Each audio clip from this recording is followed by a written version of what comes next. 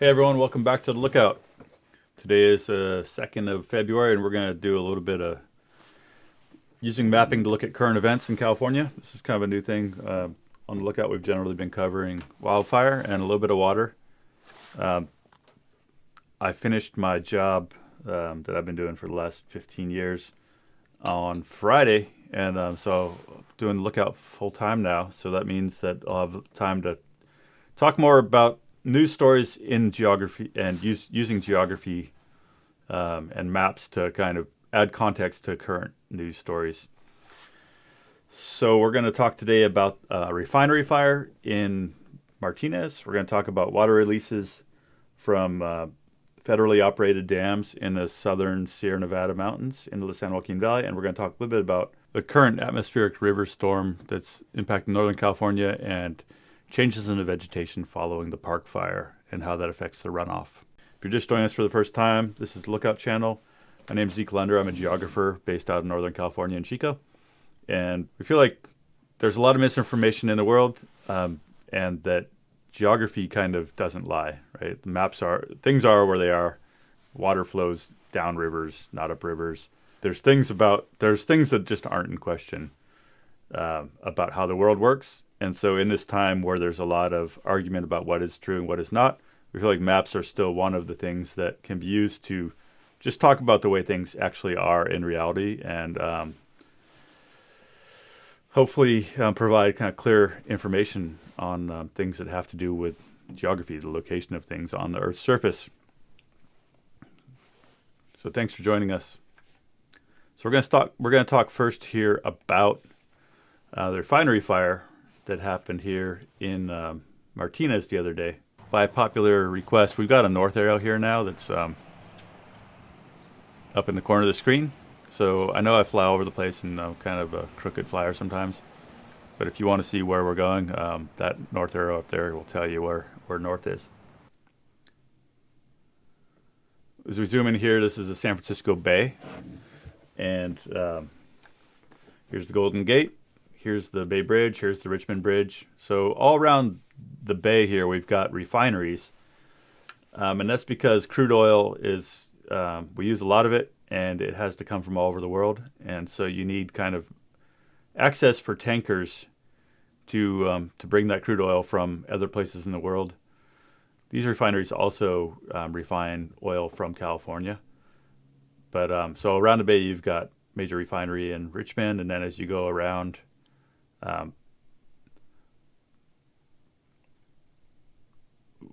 look for the big tank farms.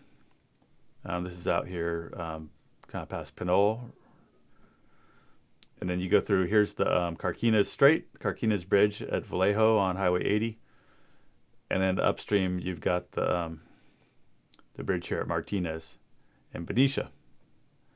And so the refinery fire that happened yesterday or the day before yesterday, happened here in Martinez. And so this is the Shell refinery, formerly Shell refinery. Now it's owned by someone else. And the fire was happening kind of right out in here. So we've got some video from Twitter someone sent us. So this is a video sent to us by a Twitter user. We always appreciate folks sending us their own footage.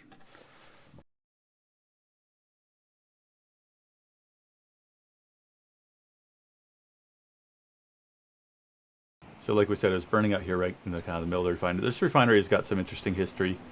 Back in the 1980s, there was a leak here. One of these whole tanks leaked into this marsh here, which is called McNabney Marsh.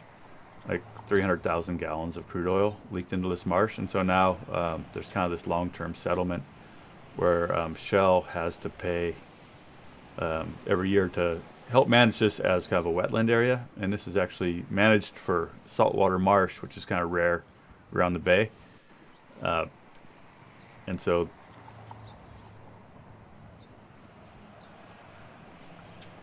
it's not easy being a wetland around the bay. So the interesting part about this story is that all of Northern California gets their gasoline from these refineries. And there's a company called Kinder Morgan that operates pipelines all over the country. And these red pipelines are the Kinder Morgan pipelines that deliver gas to Northern California. So if we're here in Benicia and Martinez, you see the pipelines cross the bridge here,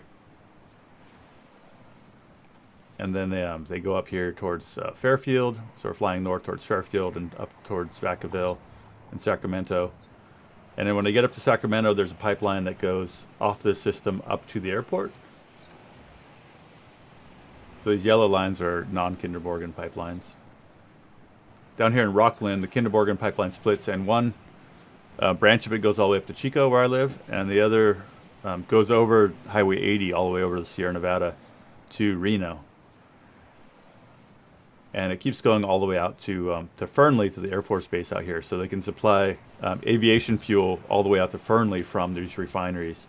It also feeds big fuel supplies at the Reno airport. And they actually truck fuel from Reno to Susanville, because a lot of the fuel that's mixed in these refineries is mixed with specific California kind of fuel cocktail that meets different standards and costs more than the gas that is sold in Nevada or Oregon. But from this terminal here in Chico, trucks take fuel all over Northern California from the end of this pipeline. So any disruption in the refineries in the Bay Area can impact fuel supply to all of Northern California. So a lot of the major refineries here are all connected by Kinder Morgan pipelines.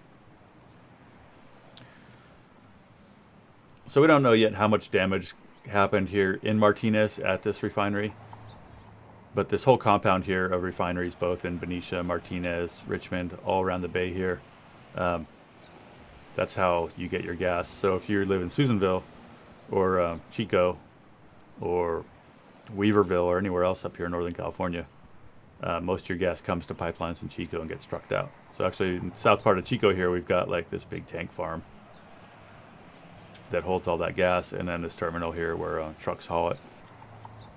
And there's a lot of pipelines in California. This is the yellow is the rest of the pipelines that aren't Kinder Morgan.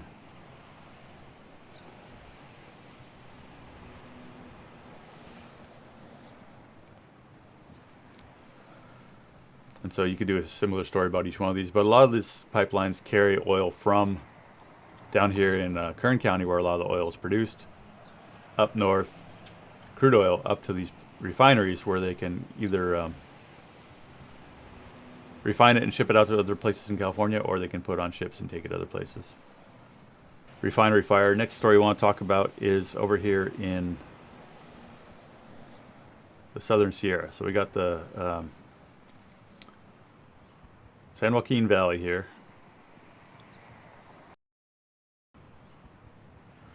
So here in the southern San Joaquin Valley, a few years ago we were talking about Tulare Lake out here, which is this big usually dry lake bed that before the white man decided to grow cotton out here, used to be a big lake that was like this huge wetland marsh.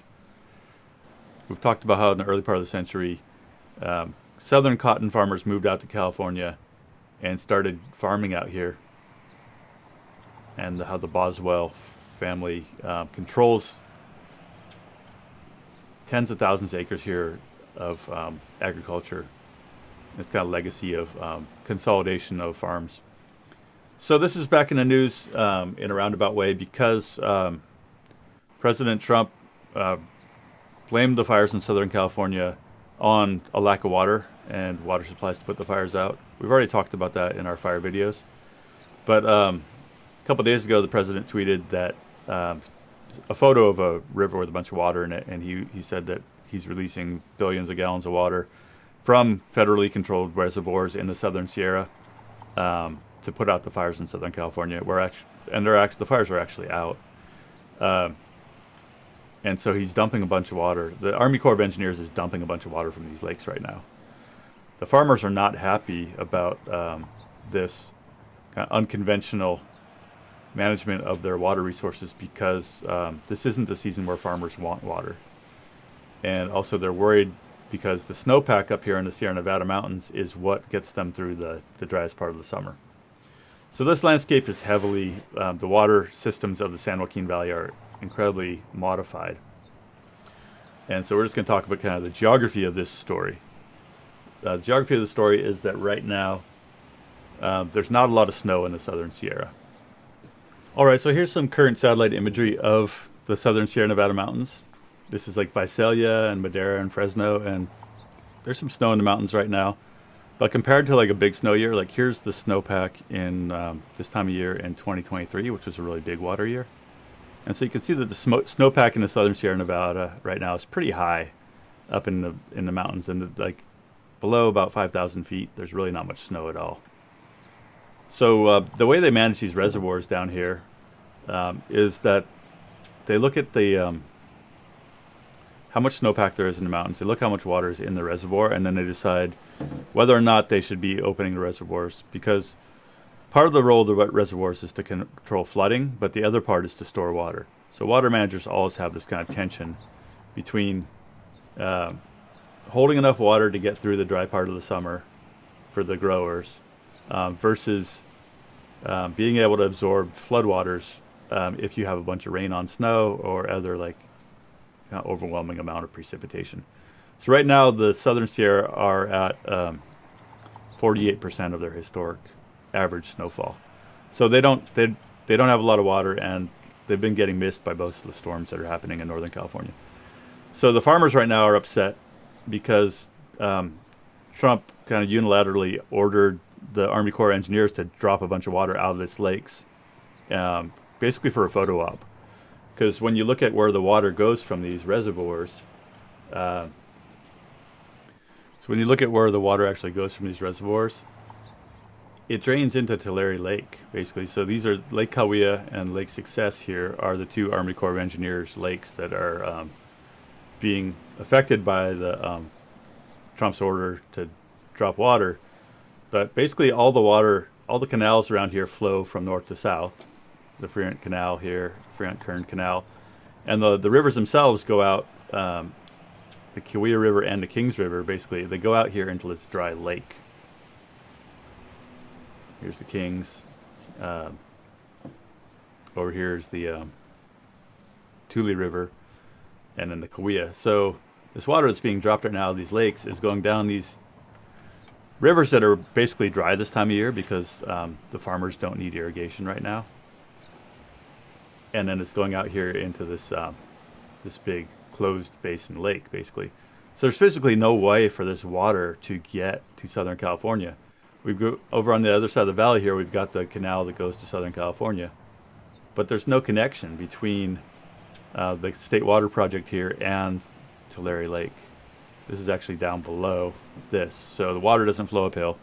So anyway, Trump tweeted that he's draining billions of gallons of water, and it's going to put out the fires, and if they would have listened to him 6 years ago, they wouldn't have had any fires. But he's draining water out of lakes that don't connect to the plumbing that goes to Southern California. And then this blue line here just basically shows the drainage area that drains into the Tulare Lake. When you get north of there, then the water drains into the San Joaquin River, which actually goes up north to the delta.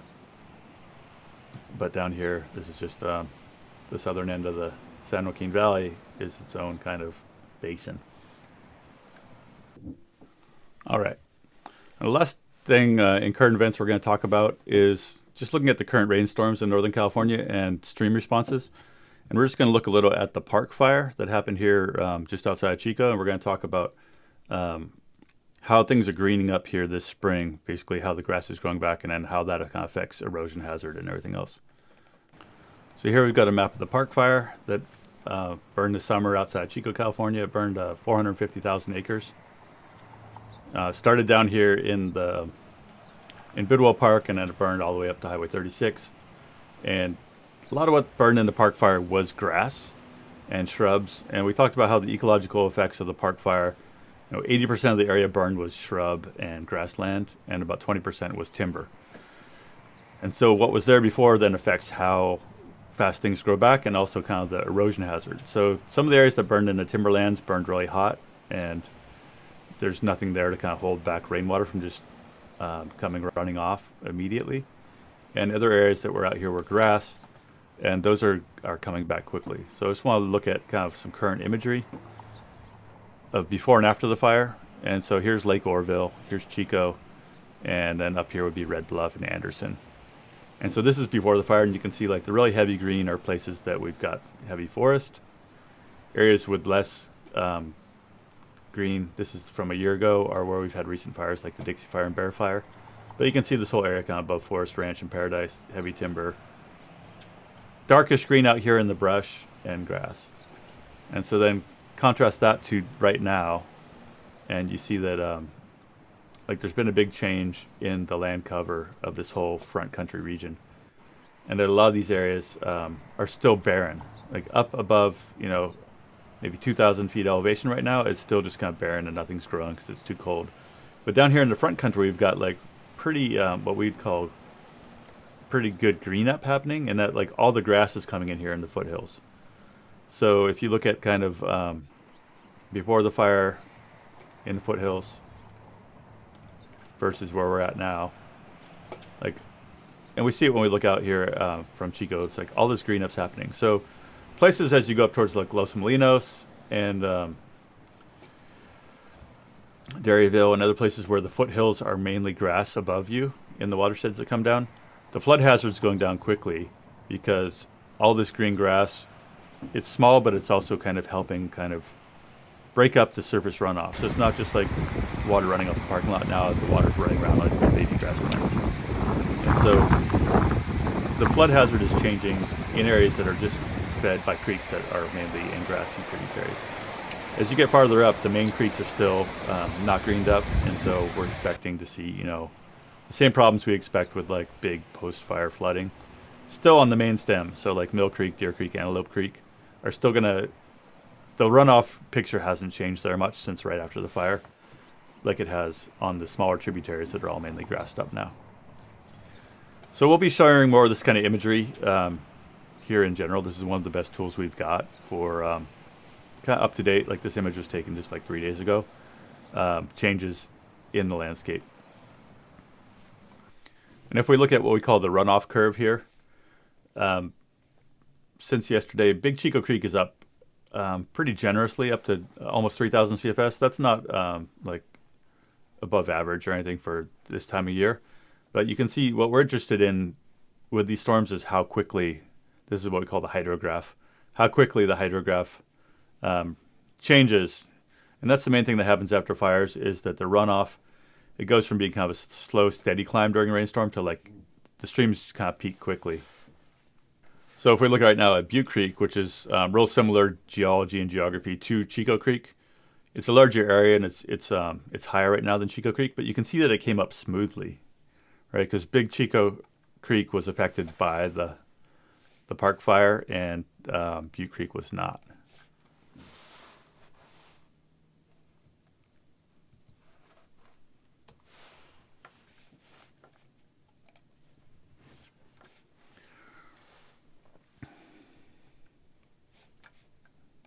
So if we look at the hydrographs of the two, you can see that Big Chico Creek jumped right here on its way to the flow it's at versus Butte Creek, which did not. So that's what hydrologists do, is they study the shapes of these curves. If we look at Mill Creek, which also has a smaller watershed than Big Chico Creek, but burned hotter, more of the proportion of the upper watershed burned hotter than Chico Creek, you can see that Mill Creek came up in the same time period. It came up really quickly, around 8 a.m. All right, that's your geography news tour for this week. Thanks for tuning in. Thanks for supporting us. If you want to learn more about the Lookout, check out our website, thelookout.org. Got a bunch of stories on there right now that kind of summarize different live streams we've done recently on the water systems, what's going on with the fires, our whole archive. So just about any time we do a new broadcast, we do a summary of it, and it goes up on the website here. It's a good place to learn about more of the stuff, all the different topics we've covered over the last 3 years. And if you like what we're doing, you can support us there via PayPal or Venmo. So thanks for supporting the Lookout, and we'll be covering more geography in the news We don't have a super regular schedule yet, but we're starting to kind of settle into the new gig here. So thanks for your support. Bye.